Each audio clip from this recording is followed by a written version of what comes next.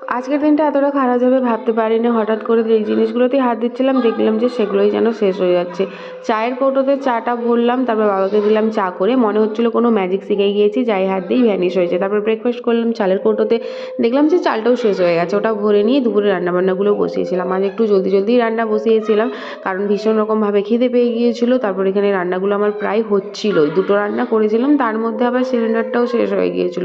তো কিছুক্ষণ অপেক্ষা করলাম, তারপর বাবা এসে সিলিন্ডারটা চেঞ্জ করতে বাকি রান্নাবান্না করলাম। ভীষণ রকমভাবে গরম আর ফ্রাস্ট্রেটেড ফিল হচ্ছিলো, তাই একটুখানি ডাবের জল খেলাম। তারপর গেলাম রুমে স্নান ধান করে। এখন গিয়ে দেখলাম লোডশেডিং। সত্যি এবার তো ভাবছি যে ঘর ছেড়েই আমি পালিয়ে যাব। তারপরে ভাবলাম যে একটুখানি সানস্ক্রিন মাখি, কারণ তখনও দেখলাম যে আমার সানস্ক্রিনটা শেষ হয়ে গিয়েছে। তো ঝেড়ে মুছে ওটা মাখলাম, আর এখন বসে পড়েছি সানস্ক্রিনটা অর্ডার দেওয়ার জন্য।